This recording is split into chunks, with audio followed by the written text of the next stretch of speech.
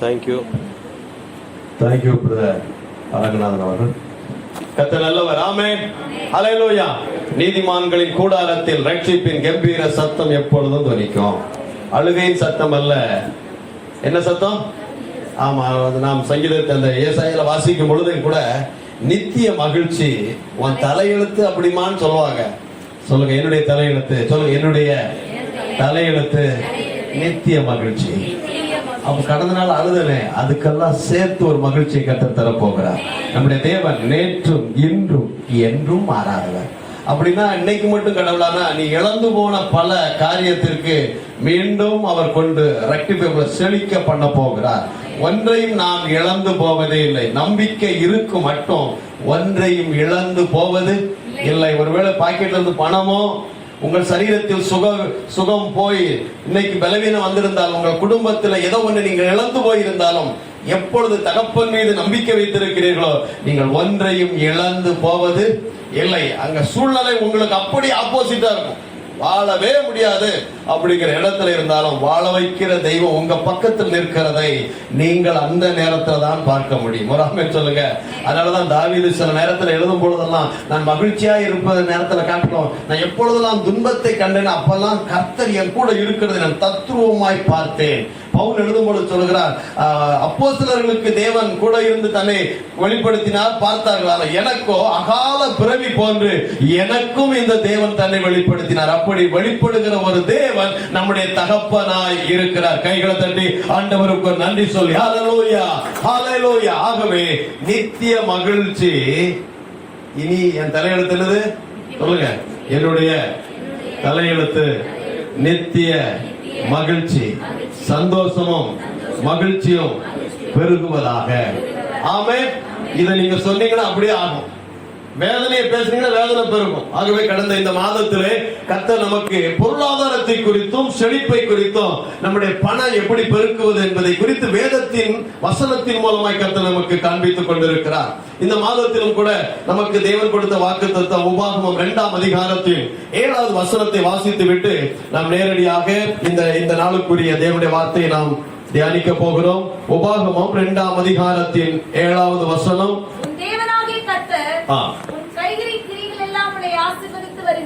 உங்கள் கைகளின் கிரியைகளை எல்லாம் ஆசீர்வதித்து வருகிறார். இன்றைக்கு நீங்கள் கடந்து போகிற அந்த பாதை வனாந்தரத்தை போல கைவிடப்பட்டு வழி தெரியாமல் கலங்கி போய் திக்கற்றவர்களாய் நீங்கள் இருக்கலாம். நீங்கள் நம்பிக்கொண்டிருந்த அந்த நம்பிக்கை உங்களை விட்டு இழந்து போயிருக்கலாம்.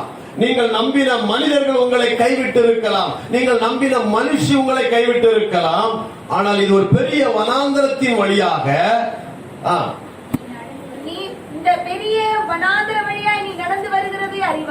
இந்த சூழ்நிலையை யார் அறிவார்? ஒருவேளை நீங்கள் நடந்து வருகிற சூழ்நிலை உங்கள் பிள்ளைகள் அறியாமல் இருக்கலாம், உங்கள் கணவனுக்கு தெரியாமல் இருக்கலாம், உங்கள் மனைவிக்கு தெரியாமல் இருக்கலாம், உங்கள் பெற்றோருக்கு தெரியாமல் இருக்கலாம். இன்றைக்கு நீங்கள் கடந்து வருகிற அந்த பாதைகளை, ஆனால் உங்களை படைத்த ஒரு தகப்பன் உங்கள் உள்ளங்களை அறிந்திருக்கிறார். சாமுவேல் சொல்றார், எப்பா நீ பார்க்கிற மாதிரி முகத்தை பார்த்து, ஆள் உயரத்தை பார்த்து, நான் பார்க்கிற மனுஷன் பார்க்கிற மாதிரி பார்க்கிறதல்ல, நான் உள்ளங்களை ஆராய்ந்து பார்க்கிறேன். சில நபர்கள் சொன்னாங்க, அண்ணா வீட்டுல ரொம்ப பிரச்சனை, அதனாலதான் சர்ச்சைக்கு வரலாம் அப்படின்னா. நான் சொன்னேன், பிரச்சனை இருக்கும்போது தான் அதிகமா எங்க வரணும். பல பேருக்கு பிரச்சனை சால்வ் பண்ணிட்டு எங்க வந்துடலாம், உன்னால சால்வ் பண்ண முடியாத.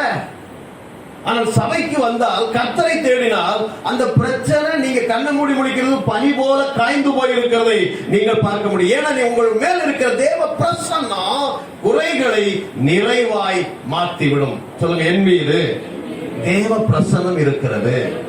ஆமென். இது சொல்லணும், உங்க மேல தேவ பிரசன்னம் இருக்கு. உடனே கையை தொட்டு என் மேல தொட்டு பாரு, ஏதாவது ஷாக் அடிக்கிற மாதிரி இருக்கு, அப்படிலாம் யோசிச்சிடக்கூடாது. அதெல்லாம் உணர்ச்சிகள். உணர்ச்சியின் வாழ்க்கையை தேவன் நமக்கு தரவில்லை, உணர்வின் வாழ்க்கையை தந்திருக்கிறார். உணர்ச்சி என்பது கையை தொட்ட உடனே உணர்ச்சி தெரியும். உணர்வு என்பது இருதயத்திலிருந்து உண்டாகுவது. அப்படி என்றால் உங்களுடைய உள் இருக்கிற தேவ ஆவியானவர் உங்கள் உணர்வில் இருந்து ஒரு பிரசன்னத்தை அப்படியே வெளியே காண்பிப்பார். சில நேரம் என்னடா குளிக்க வையா அப்படின்னா, எதை வச்சு கண்டுபிடிச்ச அப்படின்னா, பக்கத்துல என்ன வருது, எதை வச்சு கண்டுபிடிச்சா? அந்த ஸ்மெல். நான் சொல்றேன், உங்களுக்குள்ள இருக்கிற தேவ ஆவியானவர் அப்படியே உங்களில் இருந்து பெருகிய மேல தேவ பிரசன்னம் இருக்கு. ஏன்னா இயேசு கிறிஸ்து சொல்றார், கர்த்தருடைய ஆவியானவர் என் மேல் இருக்கிறார். ஒரு கசி கதுனா.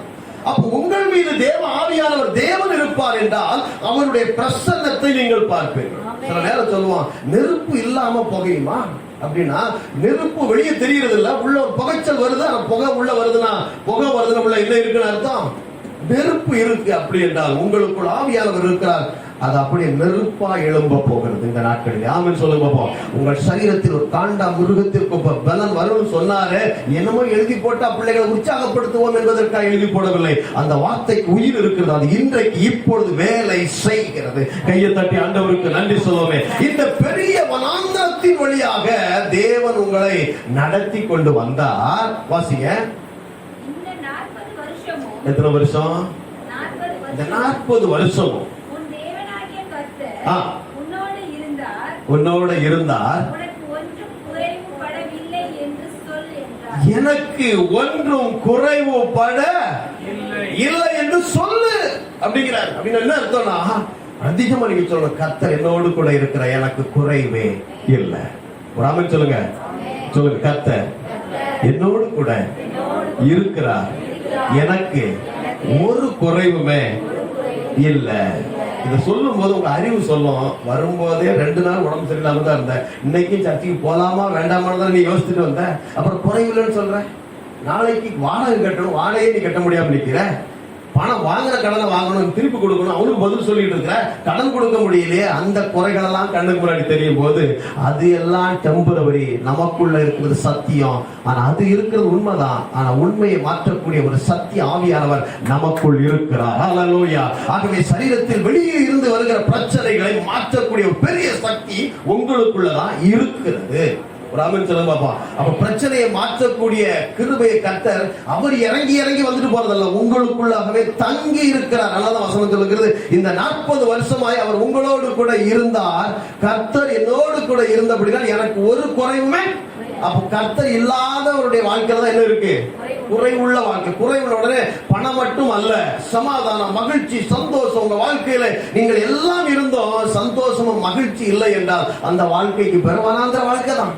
ஆனால் கர்த்தர் உங்களோடு கூட இருப்பார். ஆனால் நீங்கள் வனாந்திர பாதையில் நடந்து போனாலும், ஒரு தகப்பன் தன் பிள்ளையை தோளில் சுமக்கிறது போல கர்த்தர் உங்களை என்னை எல்லா வனாந்திர பாதையில் இதுவரைக்கும் சுமந்து கொண்டு வந்தார், இனிமேலும் சுமப்பார். ஒரு ஆமென் சொல்லுங்க பாப்பா. இதுவரைக்கும் உங்களை சுமந்துட்டு வந்த ஒரு தகப்பன் உங்களோடு கூட இருக்கிறார். ஆகவே நீங்கள் பயப்பட வேண்டியதில்லை. சொல்லுங்க, எனக்கு ஒரு தகப்பன் இருக்கிறார், நான் பயப்பட மாட்டேன். வீடு கட்டலே ஒழுக போகுது, மழை காலம் வந்துருச்சே, மனதுல வரும், சொல்லுங்க, எனக்கு ஒரு தகப்பன் இருக்கிற, வீட்டை கட்டி தருவார். சரீரம் சில பேருக்கு குளிர்காலம் வந்தாலே உடம்பு ஒத்துக்கிறார், வீசிங் வந்துருமே அது வந்துருமே சொல்லுவாங்க. நீங்க நினைச்சீங்கன்னா வரும். ஆனா நீங்க என்ன சொல்ல, எனக்கு ஒரு தகப்பன் இருக்கிறார், இனி இந்த பலவீனம், இந்த சைனஸ் ப்ராப்ளம் எனக்கு வராது அப்படின்னு சொல்லணும். வரும்னு சொன்னீங்கன்னா வரும், வராதுன்னு சொன்னீங்கன்னா வராது. இப்ப இந்த இடத்துல யார் சொல்ல வேண்டியது வரும் வராதுன்னு? நிக்குமா நிக்காதா? அந்த பஸ்ல இந்த பஸ் அங்க நிக்குமா நிக்காதா அப்படின்னு கேட்கிற மாதிரி டிரைவர் கிட்ட வந்து நிக்கும் ஆனா நிக்காது அப்படின்னு ஏதாவது முடிவு தெரியுமா? 2 கட்ட இடத்துல இருக்க கூட அவன் சொல்லுவான், ஏமா அந்த பஸ் ஸ்டாண்ட்ல நிக்காது அப்படிமா. உங்க வாழ்க்கையில வருமா வராதா அப்படிங்கிற தீர்மானம் யார் எடுக்கணும்? பணம் வருமா வராதா அப்படின்னு ஒருத்தர் கேள்வி கேட்கிறார், நீங்க என்ன சொல்லணும்? இது வரைக்கும் வரலங்க, இனிமேலும் பாப்போம் அப்படின்னா நீங்க வராதுன்னு முத்திர குத்திட்டீங்கன்னு அர்த்தம். ஒண்ணுமே சூழ்நிலையே அசைய கூட இல்லைங்க, காத்தே இல்ல, கிணத்துல போட்ட கல்லு மாதிரி பல நாட்களாய் உங்கள் ஜெபம், உங்கள் எதிர்பார்ப்பு அசைவில்லாமல் இருந்தாலும் அசையக்கூடிய ஒரு தெய்வம் உங்களோடு கூட இருக்கிறார். மலைகள் விலகினாலும் பர்வதங்கள் நிலை பெயர்ந்து போனாலும் என் கிருபை உன்னை விட்டு. அதாவது ஒரு வசனம் இன்னொரு இடத்துல போட்டிருக்கு, மலை இருக்கணுமா, ஆனா நம்ம போற பாதையில எது இருக்க கூடாது. சொல்லுங்க, ஏன்னா பெரிய மலை நம்ம கூட இருக்க, கண்மலையாய் கிறிஸ்து நம்ம கூட இருக்கிற. மலை இருக்கணும், ஆனா நாம் போற பாதையில என்ன இருக்க கூடாது? தடை இருக்கக்கூடாது, வியாதி இருக்கக்கூடாது. பிரதர் சொல்லும் போது சொன்னார், எங்களுக்கு விசுவாச வார்த்தையை அறிக்கை செய்து. அவருடைய பெரிய ரகசியமே, அவர் பல விஷயத்தை யோசிக்கக்கூடிய நபர். ஆனா நான் யோசித்தேன், ஆனா சொல்ற ஒவ்வொரு வார்த்தையும் அந்த விசுவாச அறிக்கை தான் அவர்களை இன்றைக்கு ஒரு செக்கப் கூட இல்லாம, நான் கோயம்புத்தூர்ல இருந்து சென்னைக்கு முந்தா நாள் பிளைட்ல வர்றதுக்கு அவன் அதுக்குள்ள பல செக்கப் பண்ணா, இந்த கவர் போடணும் சார், முகத்துல ஒரு இதெல்லாம் மாட்டி விட்டான். என்னமோ நம்ம வியாதி இல்லாதவனா இருந்தாலும் வியாதிக்கார மாதிரி ஆபரேஷன் தியேட்டருக்கு போற மாதிரி அவங்க ரெடி பண்ணி விட்டு தான் எங்க ஏத்துறான் பிளைட்ல. ஆனா எத்தியோப்பியாவில் இருந்து ஒண்ணுமே இல்லாம தூக்கிட்டு வந்திருக்கிறார் கர்த்தர் அப்படின்னா அதாங்க கிருபை. கையை தட்டி அதுக்கு என்ன காரணம் தெரியுமா? அவருடைய பலத்துல அல்ல, அந்த வார்த்தை அவர்கள் நம்பி விசுவாசித்தார்களே. எப்படி சின்னவன் ஆயிரமும் சிறியவன் பலத்த ஜாதியுமாய் மாறுவான் எப்போன்னு போல கர்த்தர் அதை ஏற்ற காலத்தில் தீவிரமாய் நடப்பிப்பார். உங்க வாழ்க்கையிலும் தீவிரமாய் நடப்பிக்கிற காலத்தில் இன்றைக்கு கர்த்தர் உங்களை கொண்டு வந்திருக்கிறார். பல நாட்களாய் பல வருடங்களாய் நீங்கள் எதிர்பார்த்த ஒரு காரியம் இந்த நாளிலிருந்து கர்த்தர் நிறைவேற்றுகிறதை நீங்கள் பார்க்கிறீர்கள். கைகளை தட்டி ஆண்டவருக்கு ஒரு நன்றி சொல்லி விரும்பினார். இந்த நாள் தலைப்பு என்ன தெரியுமா? போன வாரத்து தலைப்பு அதாவது பெருக செய்வது. போன வாரத்தில் கர்த்தர் நம்மோடு பேசி எதை விதைப்பீர்களோ அதை அறுப்பீர்கள். இந்த வாரத்தில் நீங்கள் விரும்புங்கள். என்ன செய்யணும்? விரும்பணும். அந்த பொண்ணு பிடிச்சிருக்கா இல்லையா சொல்றேங்க சொல்லிட்டு போனா விரும்பியிருக்காருன்னு அர்த்தமா? இல்ல. 5-6 பொண்ணை பார்த்துட்டேப்பா, எந்த பொண்ணு பிடிச்சிருக்கா சொல்லுடா. நான் பெற்றோர் என்ன பண்ண முடியும்? அவன் எதுவுமே விருப்பமே சொல்லலண்டா. என்னன்னு ஒரு முடிவு சொல்ல போய் கல்யாணமே வேண்டாமா உனக்கு, சன்னியாசியா போயிருக்கியா அப்படின்லாம் கேள்வி வருமா வராதா? அப்ப என்ன பையன் என்ன சொல்லணும்? எனக்கு அந்த பொண்ணு விருப்பம் இருக்கு. இவன் பொண்ணுகிட்ட கேட்கணும், உனக்கு விருப்பம் இருக்கா? விருப்பம் இருக்கு ஆனா அப்படின்னு சொன்னா உடனே கட்டிச்சிருவோமா? சரியா சொல்லப்பா, வேணுமா வேண்டாமா? சரி டைம் கொடுங்க. டைம் கொடுத்த பிறகு விருப்பம் அப்படின்னு சொன்னா இப்ப அடுத்த பெற்றோர்கள் அடுத்த வேலை செய்யணும். கரெக்டா இல்லையா? அப்ப அங்க என்ன முக்கியமா இருக்கு? விருப்பம், உங்களுடைய டிசைர். இப்போ நீங்கள் பெருக வேண்டும், ஐஸ்வர்யத்துல சுகத்தில் பெருக வேண்டும், உங்கள் சரீரத்தில் ஆரோக்கியத்தில் பெருக வேண்டும், உங்கள் பிள்ளைகளுடைய சமாதானம் பெருக வேண்டும், கணவன் மனைவிக்குரிய உறவுகள் பெருக வேண்டும், குடும்பத்தில் இன்னும் மகிழ்ச்சியான காரியங்கள் பெருக வேண்டுமானால் நீங்கள் விரும்ப வேண்டும். என்ன செய்ய வேண்டும்? விரும்ப வேண்டும். அதனால ஞானி எழுதுகிறார், அவன் தன் தன் வாயின் பலனால் பிழைப்பான். அப்படி என்றால் நீங்கள் எதை பேசுகிறீர்களோ அப்படித்தான் உங்கள் வாழ்க்கை இருக்கும். காரணம், இந்த உலகத்தை தேவன் வார்த்தையினாலே சிருஷ்டித்தார். அந்த வார்த்தையாகிய கடவுள் நீங்களும் அவருடைய வாக்குத்தத்தங்களை விசுவாசிக்க வேண்டும். ஏதோ மனிதன் சொன்ன வார்த்தை அல்ல, இறைவனுடைய வார்த்தைகள் உங்கள் வாழ்க்கையை வளமாய் மாற்றும். அதில் எந்த விதமான குறைச்சல் இல்லை. ஒரு கையை தட்டி கர்த்தரை மேன்மைப்படுத்துவோம். ஆமென், அல்லேலூயா. அப்பொழுதுதான் இந்த மாதத்திலே கர்த்தர் உங்களை என்ன சொல்றாருன்னா விரும்ப சொல்றார். ஆமென், அல்லேலூயா. விரும்பணும், அவ்வளவுதான். இந்த புருஷன் வயசாகி போச்சு, இதுக்கு பிறகு நமக்கு எவ்வளவு நேசிச்சாங்கன்னா நேசிக்காம போறாங்க. ஏதோ நம்ம காலம் ஓடிடுச்சுன்னு சொன்னா கடைசி வரைக்கும் உங்க காலம் அப்படியே அந்த அச்சாணி கலந்த வண்டி மாதிரி தான் செஞ்சுட்டே இருக்கோம். எப்போ விழுமோ அப்படின்னு சொல்லி ஓடிட்டு இருக்கோம். ஏன்னா அன்னைக்கு ஆதாமுடைய அச்சாணி எப்படி யார் கையில கொடுத்துட்டாரு? ஏவாள் கையில கொடுத்துட்டாரு. அதனால ஏவாள் தூக்கிட்டாங்கன்னு வச்சுக்கலாம், வண்டி கடகடகடன்னு தான் விஷயம் ஓடும். அது மாதிரி உங்களுடைய நம்பிக்கை தேவன் மீது இருக்கும் என்றால், நீங்கள் தேவனை நம்புகிறவர்கள் என்றால் அவிசுவாசமான வார்த்தைகளை பேசினாலும் வேலை செய்யும், விசுவாசமான வார்த்தையை சொன்னாலும் வேலை செய்யும். ஆனா நாம் சூழ்நிலையை பார்த்து அவிசுவாசமான வார்த்தைகளை பேசி பேசி பேசி நாளுக்கு நாள் உழைக்கிறோம், வீட்டுக்குள்ள பணம் வருது, கஷ்டப்படுறோம். ஆனா அந்த பணத்தை திருப்தியை சாப்பிட்டு மிச்சம் எடுக்க வைக்க முடியல. வீட்டுக்கு வருவதற்கு தேவையில்லாத மருத்துவ செலவு, தேவையில்லாத பிரச்சனையாகி எல்லா பணமாகி கஷ்டப்பட்ட பணம் நாம் திருப்தியை சாப்பிட முடியாமல் போனதற்கு காரணம் என்ன தெரியுமா? நம்முடைய வாய் தான், நம்முடைய நினைவுகள் தான். உங்கள் நினைவுகள், உங்களுடைய இருதயம் உங்கள் நினைவுகளை வெளிப்படுத்தி காண்பிக்க ஒரு கண்ணாடி. உங்கள் இருதயம் என்னதுன்னா உங்கள் நினைவுகளை அப்படி பிரதிபலிக்கக்கூடிய கண்ணாடி. அப்படி என்றால் உங்கள் நினைவுகள் நீங்கள் விருப்பப்பட்டு நீங்கள் தேவனுடைய வார்த்தையின்படி நீங்கள் விரும்பினால் உங்க கண்ணாடி எதை வெளிப்படுத்தி காட்டும்னா நீங்கள் வார்த்தையில் எதை விசுவாசித்தீர்களோ அது உங்க வாழ்க்கையாக மாறிவிடும். கையை தட்டி ஆண்டவருக்கு நன்றி சொல்லி, ஆகவே இந்த மாதத்துல கர்த்தர் சொல்ல நீங்க சொல்லிட்டே இருக்கணும் எப்பமா, எனக்கு ஒரு குறைவுமே இல்ல. அரிசி பானையில ஒரு டம்ளர் அரிசி தான் இருக்குன்னு வச்சுக்கலேன். நீங்க என்ன சொல்லணும்? அரிசி காலி ஆயிடுச்சு இல்ல, எனக்கு குறைவே இல்லன்னு சொல்லுங்க. சம்பந்தம் இல்லாம 25 கிலோ அரிசி வீட்டுக்கு வந்திருக்கு. அத்தனை நாள் வந்திருக்காத சொந்தக்காரர் அன்னைக்கு எதை தூக்கிட்டு வந்திருப்பாரு? ஏமா அவர் 10 மூட்டை வாங்கின, உனக்கு ஞாபகம் வந்துச்சு, உனக்கு தூக்கிட்டு வந்து. இது யாருக்கு அப்படி சொல்லி விட்டது? ஆமென் சொல்லுங்க பாப்போம். ஆமா, நிறைய தொட்டு பாருங்க அடிக்கடி.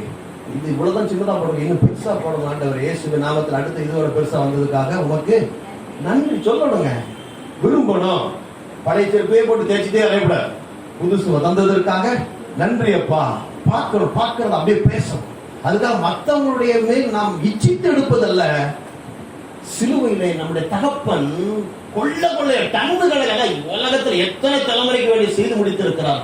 அள்ளி எடுக்க உங்களுக்கு பலம் மட்டும் இருந்தா, பலம் வேணும்னா உங்களுக்கு அதுக்கு முன்னாடி மனசு இருந்தா தான் அள்ளவே முடியும். அவன் பலவீனனா இருந்தாலும் மனசு இருந்தா வாட்டு அள்ளி எடுப்பான். அதே போல இன்றைக்கு நீங்கள் சரீரத்திலும் மனதிலும் சோர்ந்து போய் வந்திருந்தால் வார்த்தையை அள்ளி எடுத்து விசுவாசித்து அதை பேசுங்கள். உங்கள் வாழ்க்கை இந்த நாளிலிருந்து மகிமையாய் நடக்க போகிறது. ஏதோ ஒரு காரியம் பல வருடங்களாய் நீங்கள் கேட்டு கேட்டு இன்னும் பெற்றுக்கொள்ள முடியாமல் நீங்கள் சோர்ந்து போய் வந்திருக்கிறீர்கள். கர்த்தர் சொல்லுகிறார், அந்த காரியத்தை கர்த்தர் இன்றைக்கு உங்களுக்கு உறுதியிட்டு சொல்லுகிறார், அது நிறைவேறிற்று. இயேசுவின் நாமத்தில் கைகளை தட்டி வாசிப்போம். சங்கீதங்களின் புஸ்தகம் 109 சங்கீதம் 17வது வசனம். சங்கீதம் 109:17.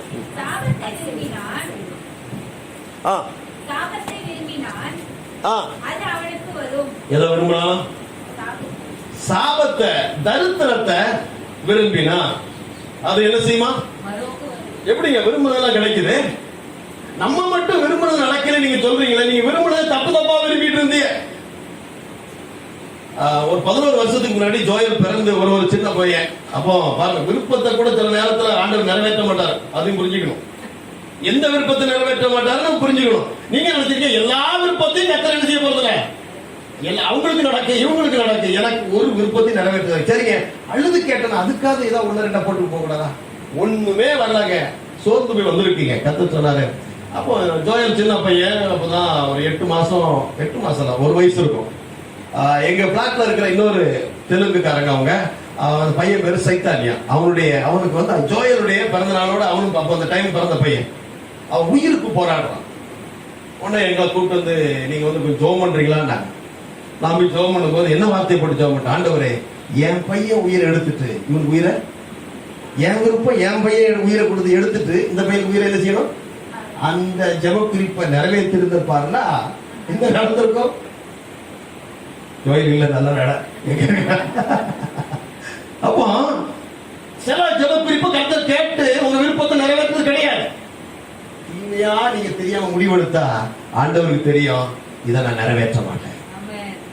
ஆனா அந்த பிள்ளைக்கு சுகம் ஆயிட்டு, ஏதோ ஆயிட்டவரி உன்னை பேசி விட்டேன். அங்க கர்த்தர் வெட்கப்படுத்தல பாருங்க. என் பிள்ளைகள் பேதைகளா இருந்தாலும் திசை கெட்டு போவது இல்லை. பேதையா சொன்னாலும் அழுது புலம்பி தப்பு தப்பா ஜெபம் பண்ணாலும் பேதையா இருக்கிற வரைக்கும் கர்த்தர் உங்களை பார்த்துக்கலாம். கொஞ்சம் வளரணும்னு நினைக்கிற நேரத்துல உங்கள் விசுவாச வார்த்தையை கர்த்தர் கனப்படுத்த விரும்புகிறார். கைகளை தட்டி ஆண்டவருக்கு ஒரு நன்றி சொல்லி, அவன் சாபத்தை விரும்பினான். வாசிக்கிற வசனத்தை எதான் விரும்புறான்? என் வாழ்க்கை கண்ணீரும் கண்ணுமா தான் இருக்கணுங்க அப்படின்னு நீங்க விரும்புறீங்கன்னா கண்ணீர் தான் வருங்க. டெய்லி அவசரப்பட்டு ஒரு விஷயத்தை சொல்றது அல்ல, நிதானித்து சாபத்தை விரும்பினா அது அவனுக்கு வரும். அவள் ஆசீர்வாதத்தை விரும்பாமல் போனார்கள். புரிந்து கொள்ளுங்கள், நீங்கள் விரும்பினால் நீங்கள் விரும்புகிறது உங்களை தேடி வரும். நீங்கள் விரும்பவில்லை என்றால் உங்களுக்கு தூரமாக போய்விடும். ஏசா தன் சேஷ்ட புத்திர பாகத்தை விரும்பாமல் கூழுக்காக அதை விற்றுவிட்டு, விரும்பவில்லை, எது கர்த்தர் கொடுத்த தலைமைத்துவத்தை அசட்டை தள்ளிவிட்டு அழிந்து போகிற கூழுக்காக சேஷ்ட புத்திர பாகத்தை விற்றான். அதை அவன் நாம் மதிக்கல, அது அவனுக்கு தூரமா போயிட்டு. ஆனா வேதம் சொல்லுகிறது, ஆனா பிற்காலத்துல ஏசா விரும்பினான், அது அவனுக்கு கிடைக்கவில்லை. ஒருவேளை இன்றைக்கு கர்த்தர் கொடுக்கிற நன்மைகளை, கர்த்தர் கொடுக்கிற ஆசீர்வாதத்தை நீங்கள் ரொம்ப யோசித்துட்டே உட்கார்ந்துட்டு அதை விரும்பாம இருந்து அது தூரமாய் போய்விடும். நீங்கள் தீமையை விசுவாசிப்பீர்கள் என்றால் அது உங்களுக்கு நடக்கும். ஆனா ஆசீர்வாதத்தை விரும்பலன்னா தூரமா போயிருவோம். இந்த கால வேளையிலே வார்த்தையை விசுவாசிக்க வார்த்தைக்கு ஒரு பவர் இருக்கு. அது ஒரு மேக்னெட் மாதிரி. சொல்லுங்க, வார்த்தை என்பது ஒரு காந்தம் போல. காந்தம்னா தெரியுமா? மேக்னெட். ஆமா, ஊசி பாசி விற்கிறவங்க ஒரு கட்டையில என்ன ஒரு வச்சிருப்பாங்க ரவுண்டா, பாத்திருக்கீங்களா? என்னடா இது லத்தி மாதிரி உள்ள வச்சிருக்காங்கன்னு பார்த்தா திடீர்னு ஒரு குப்பையில சர்ன்னு தேய்ச்சிருப்பாங்க. தேய்ச்சா மேக்னெட் சுத்தி ஒரு அரைக்கல இரும்பு செஞ்சிடும். இதெல்லாம் இந்த திறமை. அப்போ மேக்னெட்டுக்கு என்ன பவர் இருக்குன்னா, எங்க சிக்கிக்கிட்டு கிடந்தாலும் சரி, மேக்னெட் போன எல்லாத்தையும் என்ன செஞ்சிடும். அப்போ வார்த்தையை நீங்கள் விசுவாசித்து அறிக்கை செய்ய செய்ய இந்த வார்த்தைக்கு ஒரு பவர் இருக்கு. ஃபெய்த் லெவலை இன்கிரீஸ் பண்ணி நீங்கள் கேட்டது மட்டுமல்ல, கேளாத நன்மைகளையும் அந்த வார்த்தை இழுத்து கொண்டு வருகிற ஒரு கிருபையை கர்த்தர் நமக்கு மட்டும் நாங்கள் கொடுத்திருக்கிறார். கையை தட்டி ஆண்டவருக்கு ஒரு நன்றி சொல்லி, ஆகவே சொல்லுகிற கர்த்தர் சொல்ற நடக்காதது நம்ம வாழ்க்கையில் எதுவுமே.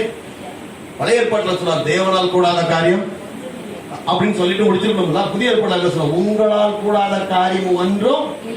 இப்ப சொல்லுங்க, உங்களால எல்லாம் முடியுமா? சத்தமா சொல்லுங்க, சத்தமா சொல்லுங்க.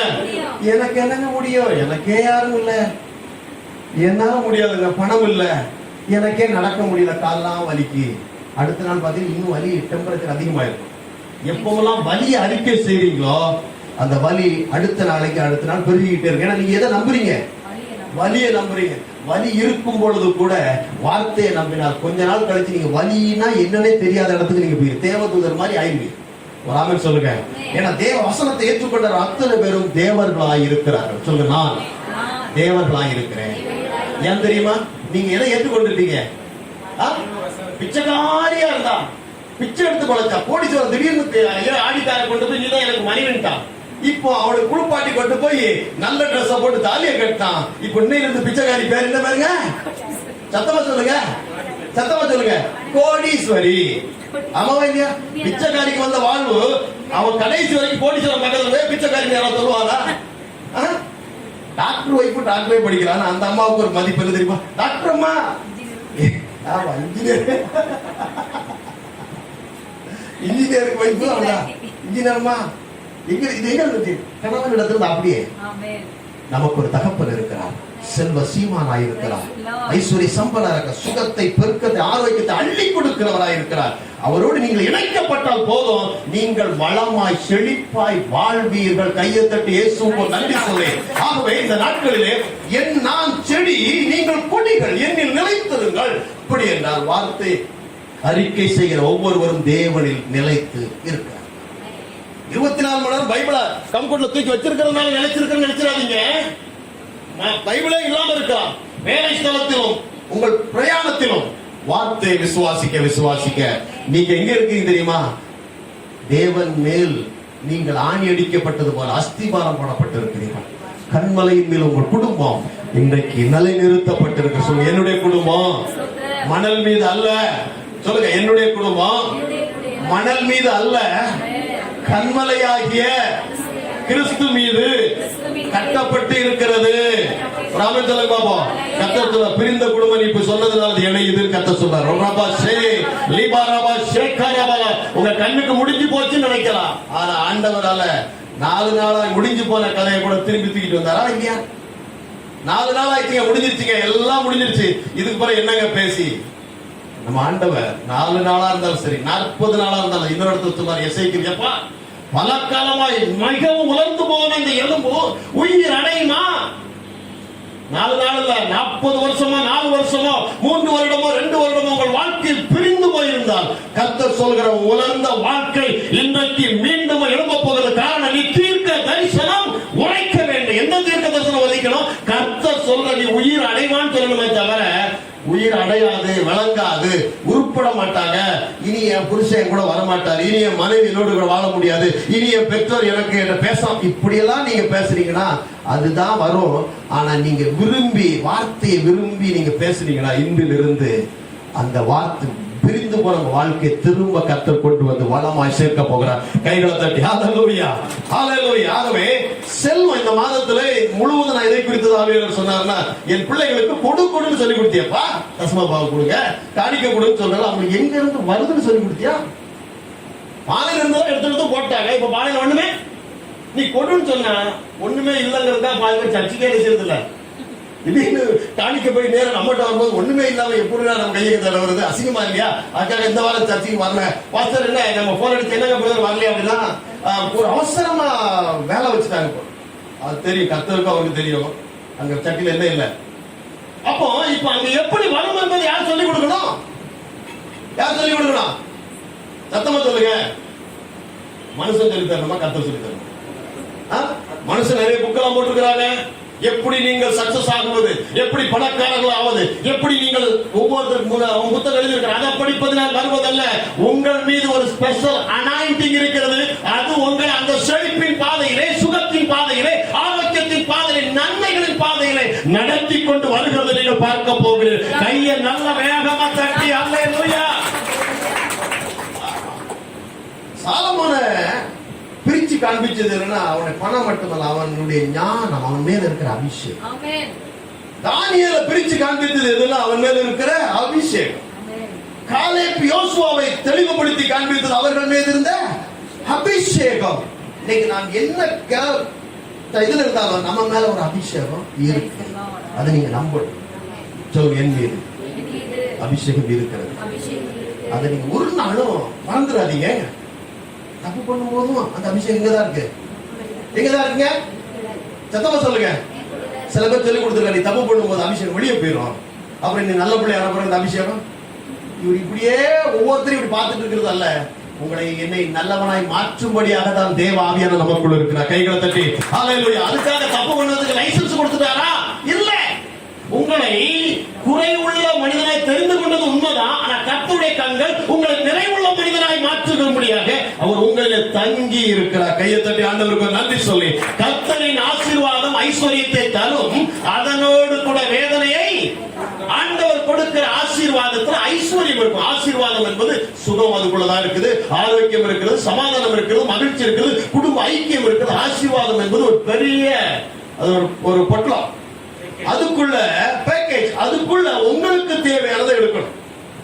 அதுக்கு பேரு, அதுல ஒண்ணுதான் இந்த மாதம் முழுவதும் பேச போகிறேன். ஐஸ்வர்யா கொடுங்க என்று பேசுகிற தேவ ஆவியானவர் எங்கிருந்து வரும் என்பதை பேசுவார். ராமன் சொல்லுங்க பாப்பா. ஆமா, எங்கிருந்து கிடைக்கும்? பிரதர் சொல்லும் போது, நாங்கள் பொன் விளைகிற பூமியில இருந்தோம். எத்தியோப்பியால நீங்க ஆதியாகமத்துல இருந்தா பாலும் ஓடுங்க, அதான் பொன் விளை. ஒரு நதி எங்க இருந்து வந்துச்சான்? ஏதேன் தோட்டத்துல புறப்பட்டு 4 நதியா பிரிஞ்சுச்சு. அதுல ஒரு நதி தான் அவங்க போல எத்தியோப்பியாவுக்கு போச்சு. அதை கொஞ்சம் வாசித்திருக்கலாம், எல்லாரும் புரியட்டும். ஆதியாகம புஸ்தகம் 1ஆம் அதிகாரம், 2ஆம் அதிகாரத்துல 13வது வசனம். 2ஆம் ஆற்றுக்கு என்ன பேருமா? 2ஆம் ஆற்றுக்கு கீகோன் என்று பெயர். அது எத்தியோப்பியா தேசம் முழுவதும் ஓடும். 3ஆம் ஆற்றுக்கு இத்தக்கேல் என்று பெயர். அது அசிரியாவுக்கும் கிழக்கே ஓடும். 4ஆம் ஆற்றுக்கு ஐபிராத் என்று பெயர்.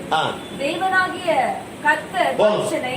இந்த 4 ஆறுகளை ஏதேன் தோட்டத்துக்குள்ள இருந்துதான் ஒரு நதி வெளியே போய் 4ஆ பிரியுது. இன்னைக்கு ஏதேன் தோட்டமே நமக்குள்ள வந்துருச்சு. சத்தமா சொல்லுங்க.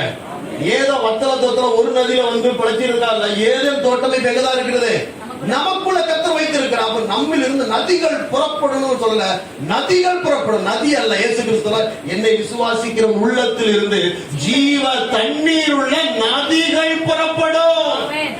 ஐஸ்வர்யம், ஆரோக்கியம், செழிப்பு, நன்மை, மகிழ்ச்சி, சந்தோஷம், ஐக்கியம், இந்த நதிகள் எல்லாம் ஏதேன் தோட்டத்துக்குள்ள உங்களுக்குள்ள இருக்கு. உங்க வாழ்க்கை, உங்க குடும்பம் இன்றிலிருந்து ஏதேன் தோட்டத்தின் ஆசீர்வாதத்தை பார்க்க கர்த்தர் இந்த மாதம் கிருபை தருவாராக. கைகளை தட்டி ஆண்டவருக்கு நன்றி சொல்லுங்க. ஹல்லேலூயா. நீதிமொழிகளின் புஸ்தகம் 10ஆம் அதிகாரத்தின் 6வது வசனத்தை வாசிப்போமே. நீதிமொழிகள் 10ஆம் அதிகாரம் 6வது வசனம். நீதிமானுடைய சிரசின் மேல் ஆசீர்வாதங்கள் தங்கும். யார் சிரசின் மேல? நீதிமானுடைய சிரசின் மேல். சத்தமா சொல்லுங்க. ஆசீர்வாதம் என்ன செய்யுமா? வந்து போவாதுங்க. உழைக்கிற பணம் வீட்டுக்கு வருதுங்க, வேஸ்டா போவாதுங்க.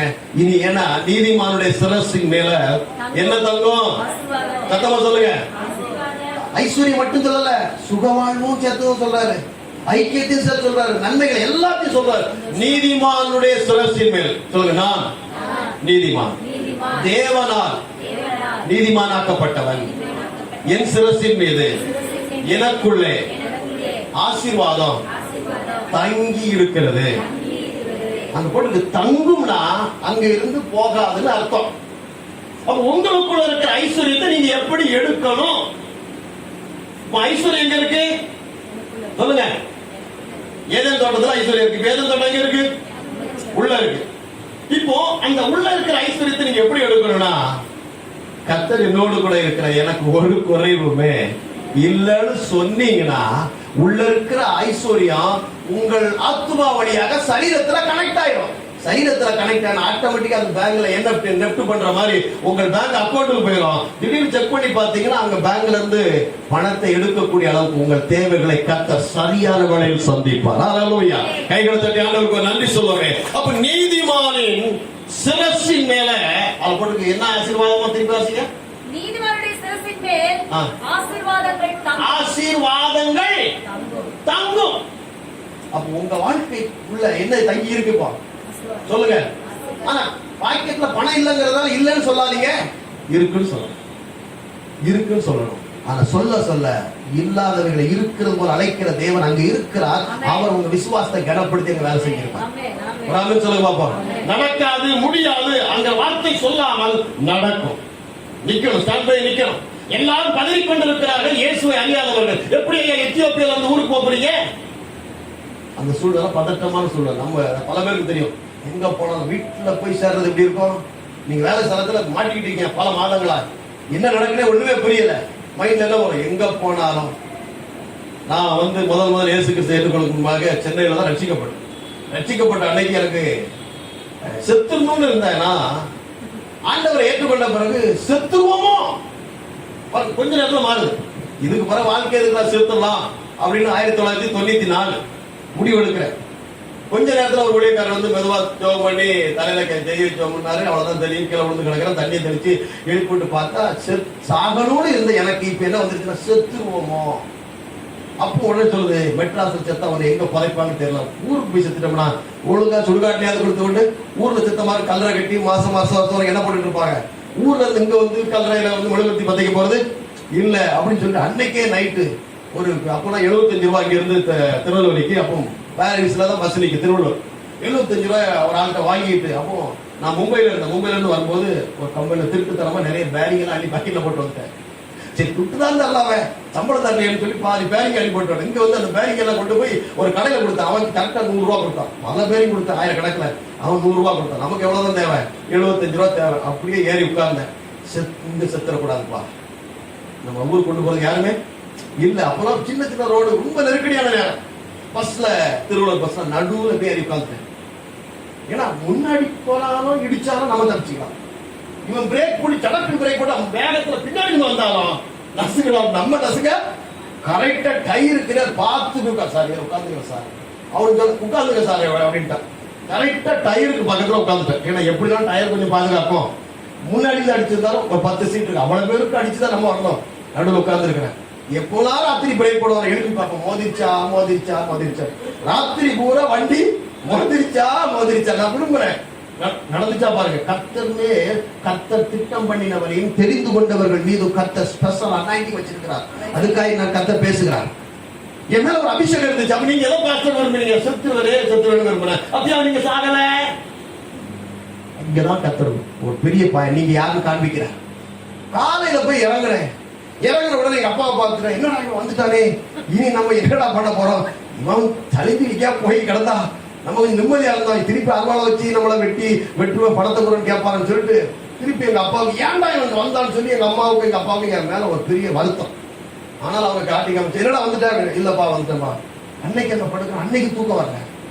சரி இங்க இருந்தாலும் செத்துருவோம், இனி சாகாம இருக்கணும். ஒரே இடம் சென்னை தான் வந்துடும். அன்னைக்கு எங்க அப்பாட்ட திருப்பி அப்பா ஒரு 75 ரூபாய் கொடுங்க. இன்னைக்கு தானே வந்த அப்படின்னாரு.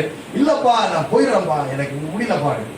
நல்ல வேலைடா வந்த அன்னைக்கே கிளம்பிட்டான்னு சொல்லி அடுத்த ஒரு 100 ரூபாய் கொடுத்து கிளம்பிடுறாட்டேன். அடுத்த நாள் பஸ் ஏறி நேரா சபையில விழுந்துட்டாங்க.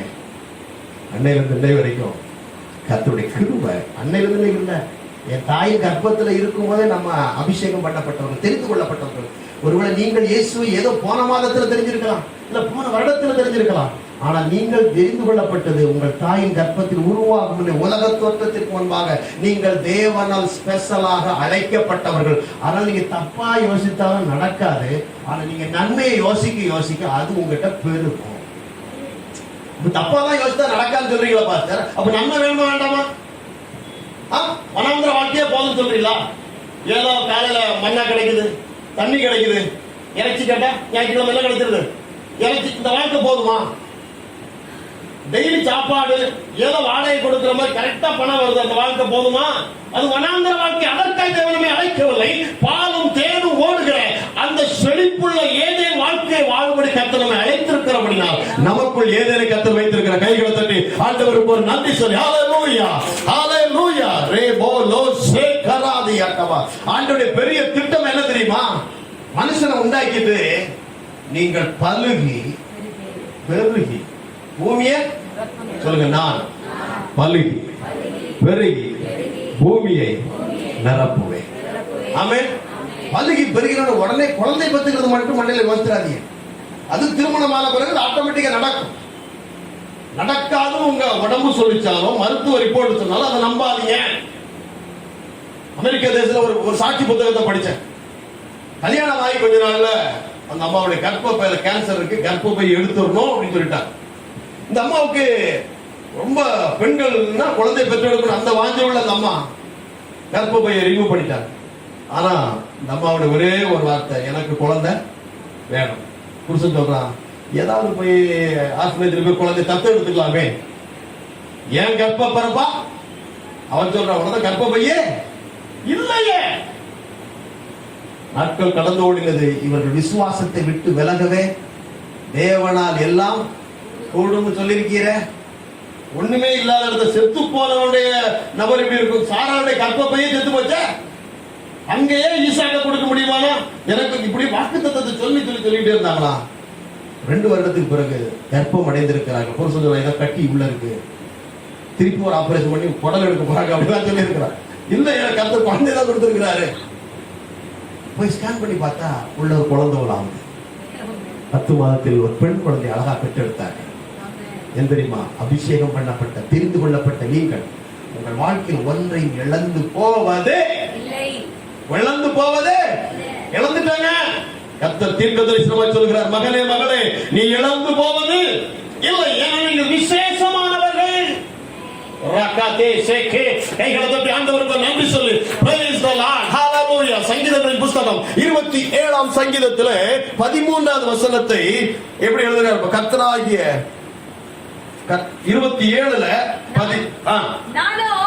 நானும் ஜீவனுள்ள தேசத்திலே கர்த்தருடைய மகிமையை காண்பேன் என்று விசுவாசியாக இருந்தால் கெட்டு போயிருப்பேன்.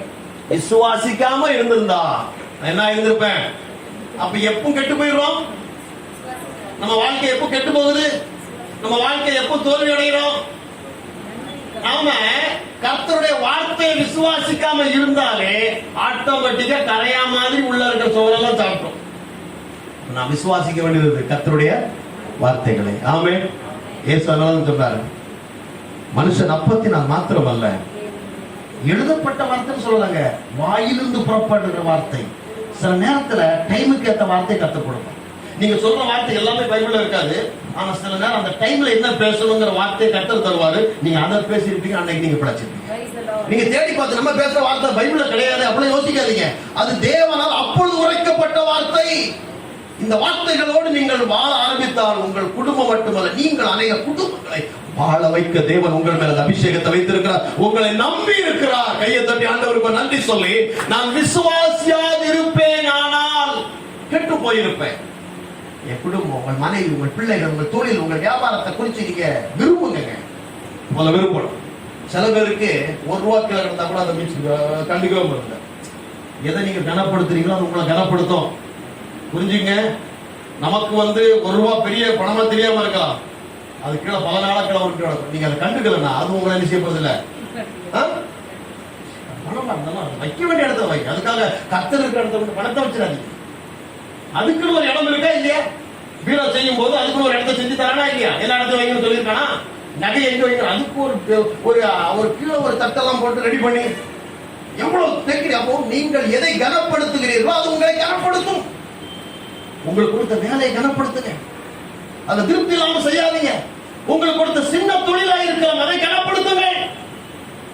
கொஞ்சம் வருமானமா இருக்கலாம், அதை கனப்படுத்துங்க. ஏன்னா அந்த வேலையை தந்ததும் கர்த்தர், வருமானத்தை தந்ததும் கர்த்தர். ஒருவேளை எல்லாரும் போடுற மாதிரி ட்ரெஸ் போட முடியாம தந்தது ட்ரெஸ்ஸுக்காக கர்த்தருக்கு அந்த ட்ரெஸ்ஸை கனப்படுத்து. இது என்ன ட்ரெஸ்? இருக்கிற ட்ரெஸ் போயிடும். நல்ல ட்ரெஸ், நல்ல வேலை, நல்ல குடும்பம், உங்கள் கூட இருக்கிற வேலை செய்கிற நபர்களோடு கர்த்தர் இணைக்கிறாரே, அவர்கள் எல்லாம் நல்லவர்களாக நீங்கள் கனப்படுத்தி பாருங்கள், நீங்கள் கனம் அடைவீர்கள். அதனால போன வாரம் பார்த்தோம், நீங்கள் ஆசீர்வாதத்தை பெற்றுக் கொள்ளும்படி நீங்கள் ஆசீர்வதியுங்கள்.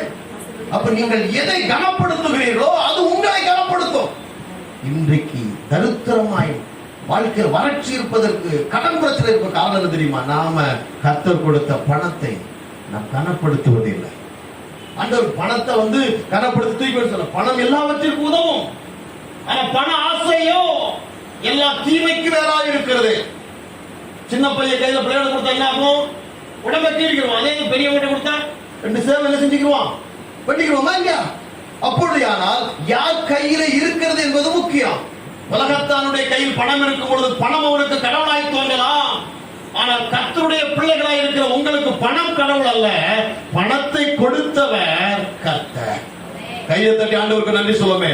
இந்த நாள் 9வது மாதம் அவ்வளவு பேரும் பல லட்சங்களுக்கு அதிபதிகளாய் கர்த்தர் பல வாசலை திறக்கிறதை பார்க்கிற அடுத்த லெவல் லட்சங்கள் கோடியை மாற போகிறது. ஆமென்.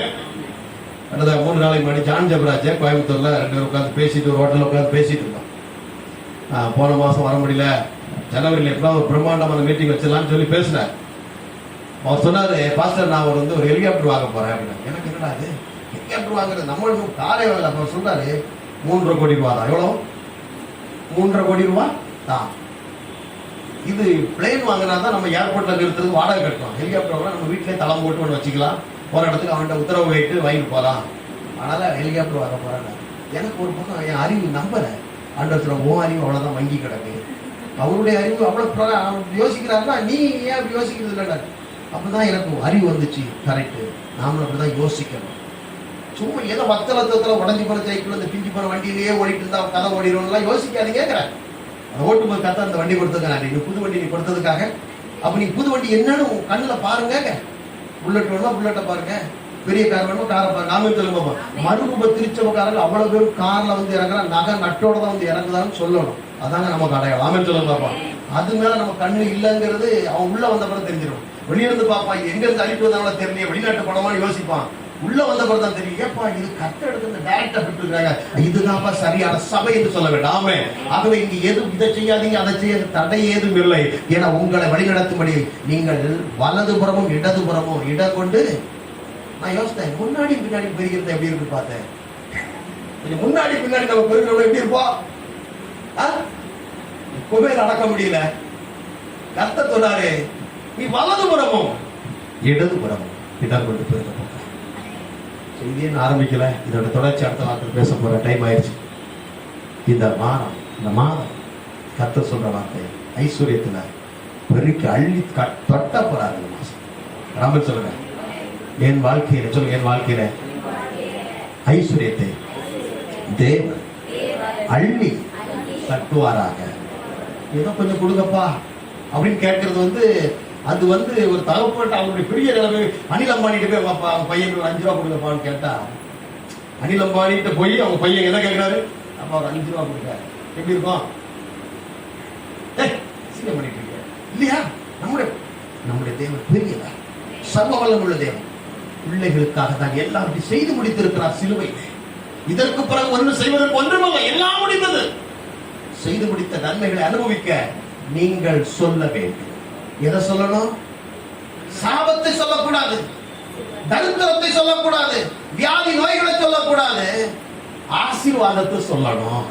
ஆமென். ஏன்னா உங்களுடைய பாவத்தை அவர் சுமந்து உங்களை நீதிமானா மாத்திட்டாரு. இப்ப நீங்க நீதிமான், நான் நீதிமான், எனக்கு குறைவே இப்படி சொல்லணும்.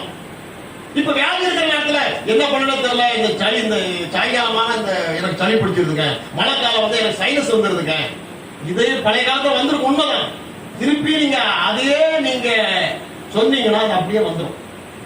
இந்த வருஷம் எனக்கு வராது, ஏன்னா நான் சுகமாயி போயிருக்கிறேன், நான் நீதிமான், எனக்கு வியாதிக்கு சம்பந்தமே இல்லை. சரி, ஐஸ்வர்யம் மட்டும் தரமாட்டாரா?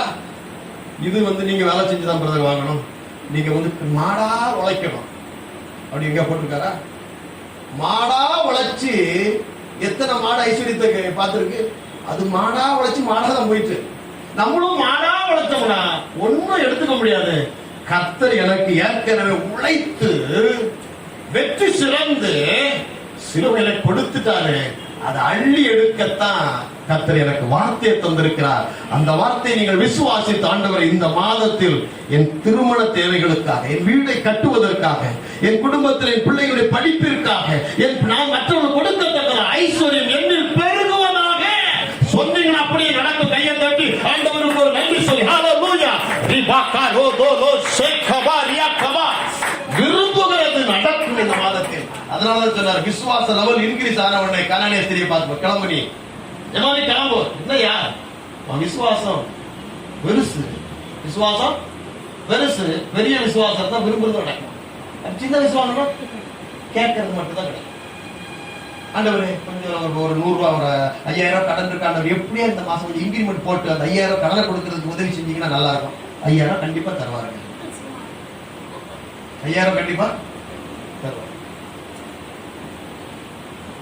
ஆனா விசுவாசம் பெருசாயிடுச்சுன்னா நீங்க விரும்புறதா நடக்குங்க. ஒரு அம்மன் சொல்ல பாப்போம், எதெல்லாம் நடக்கும்? நம்ம எந்த இடத்துல இருக்கணும்? அன்னாடம் காட்சியா எதுல இருக்கணும்? விரும்புறது நடக்கிற இடத்துல கர்த்தர் நம்மை கொண்டு வந்திருக்கிறார். சொல்லுங்க, நமக்காக வாழ்வதற்காக கர்த்தர் நம்மை அழைக்கவில்லை, நம்மூலமாய் மற்றவர்களை ஆசீர்வதிக்க தேவன் நம் மீது இருக்கிறார். அதனால்தான் போட்டிருக்க இயேசு கிறிஸ்து சொல்லும் பொழுது, கர்த்தருடைய ஆவியானவர் என்ன இருக்கிறார்? சிறுமைப்பட்டவர்களுக்கு சுவிசேஷத்தை அறிவிக்க, இருதயம் நொறுங்குண்டவர்களுக்கு காயம் கட்டுதலை அறிவிக்க கர்த்தர் என்னை அபிஷேகம் பண்ணினார். சுயநலமாய் வாழ்வதற்காக அல்ல. அதனாலதான் கிராமத்து சர்ச்சில் பாத்தீங்கன்னா வீட்டுல எது முதல்ல கிடைச்சாலும் தேங்காய், முருங்கைக்காய் எல்லாம் எங்கதான் இருக்கும்? கோழி முட்டை முதல் கொண்டு சர்ச்சில் இருக்கும். ஏன்னா அவங்க எல்லாத்துலயுமே யாருக்குரியது? எங்களுக்குரியது. என்ன மாதிரி முதல்ல காய்ச்சி இளநீ பறிக்கிறாங்க, முதல் கொலை யாருக்குதான்? ஏசப்பாவுக்கு. அவர் குடிக்கிறாரோ இல்லையோ எங்க கொண்டு வச்சிருவோம்? பாத்திரம் உள்ள உட்கார்ந்து குடிக்கட்டும். ஒரு கொலை வெட்டி எங்க கொண்டு வச்சிரு. ஆமா, வாழை, முருங்கைக்காய், முதல் முருங்கை எது தொட்டாதீங்க, முதல்ல ஆண்டவர். எப்படி அந்த மனது வருது? அவங்களுக்கு தெரியும் தந்தது எல்லாமே கர்த்தர். உங்க வாழ்க்கையில உங்களுக்கு தந்திருக்கிறது எல்லாமே கர்த்தர் தான் தந்தாருங்க. ஆனா நீ கர்த்தர் தந்தாரு நினைக்கணும். பிள்ளைக்கு பிசாசு கொடுத்துருக்காங்க, சனியனா இருக்கிறான் நீங்க அப்படி நினைச்சீங்களா? அந்த பிள்ளை வேற மாதிரி மாறிடும். புருஷனை நீங்க அப்படி நினைச்சீங்கன்னா புருஷன் எப்படிதான் மாறுவாரு?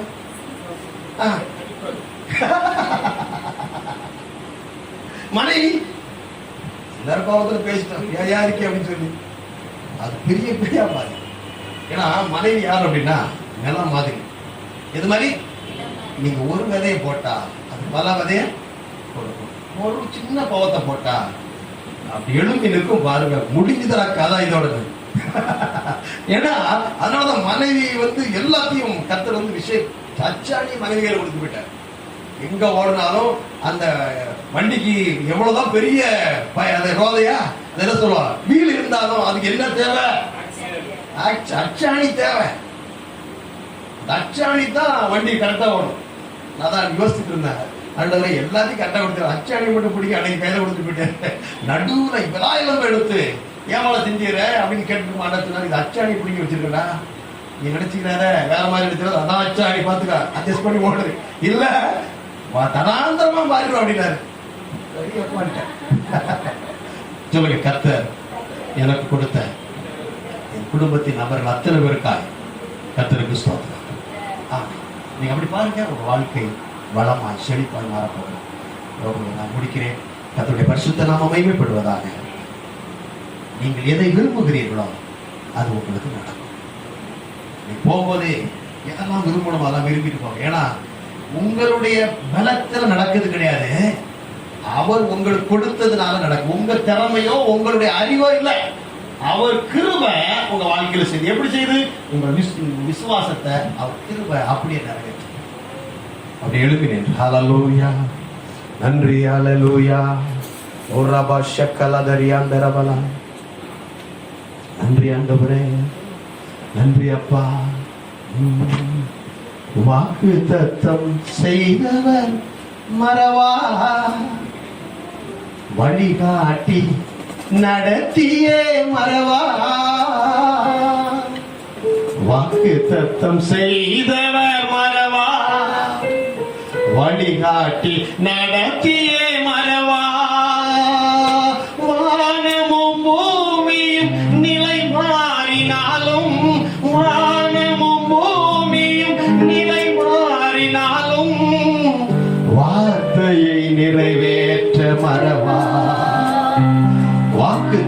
வாக்குத்தத்தத்தை நிறைவேற்ற மறவார். மகளே மறவார், இயேசு மறவார். உன்னை ஒரு இமை பொழுதிலும் மறவார். ஆமென். மறவார், இயேசு மறவார். உன்னை உருவாக்கின இயேசு மறவார். மறவார் சொல்லுங்க பாப்போம். மறவார், இயேசு மறவார். உன்னை ஒரு இமை பொழுதிலும் மறவார். மறவார், இயேசு மறவார். என்னை உருவாக்கின இயேசு மறவார். பரலோக பிதாவே, அவரில் நிலைத்திருங்கள், நீங்கள் மிகுந்த கனிகளை கொடுப்பீர்கள்.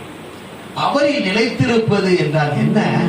அவர் வாக்குத்தத்தங்களை இருதயத்தில் விசுவாசித்து வாயிலை அறிக்கை செய்வதுதான் நீங்கள் அவரில் நிலைத்திருக்கிறீர்கள். எந்த வார்த்தையை நான் விசுவாசித்து அறிக்கை செய்ய வேண்டும்? கர்த்தர் கொடுத்த வாக்குத்தத்தம். எந்த வாக்குத்தத்தம்? சிலுவையில நித்திய ஜீவனை கொடுத்துட்டு மீதி எல்லாத்தையும் அந்த நித்திய ஜீவனுக்குள்ள வச்சிருக்கிறாரா? அவர் கொடுத்த பெரிய வாக்குத்தத்தம், நான் உன்னோடு கூட இருக்கிறேன். இந்த 9வது மாதம் மகளே மகனே, கர்த்தர் உன்னோடு கூட இருக்கிறதை நீங்கள் பார்க்கிறதை இந்த தத்துவமா இதுவரைக்கும் விசுவாசத்தில் நீங்க பேசியிருக்கலாம். இந்த 9வது மாதம் உங்கள் கைகளில் தொட்டு பார்க்க போகிறீர்கள், உங்கள் கண்களில் அதை பார்க்க போகிறீர்கள். யோபு சொல்கிறார், என் மீட்பர் உயிரோடு இருக்கிறார். யார் கண்ணு பார்க்க தெரியுமா?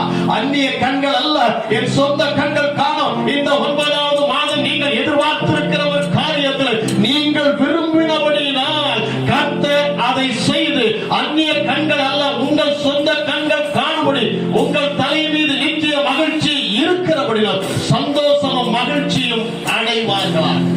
இயேசுவின் நாமத்தில் ஒவ்வொருடைய வாழ்க்கையிலும் ஐஸ்வர்ய பெருக்கம் உண்டாகுவதாக. வேதம் சொல்கிறது, நீ வலதுபுறம் இடதுபுறம் இடம் கொண்டு பெருகுவாய். பிள்ளைகள் சொல்லுகிறேன், அவர்கள் செய்கிற வேலையை நான் பிளஸ் பண்ணுகிறேன், அவருடைய வியாபாரங்களை பிளஸ் பண்ணுகிறேன், அவருடைய தொழிலை பிளஸ் பண்ணுகிறேன். கர்த்தர் அந்த தொழிலே வியாபாரத்திலே இன்னும் மகிமையான காரியங்களை பார்க்கும்படி செல்வமும் செழிப்பும் பொருளாதார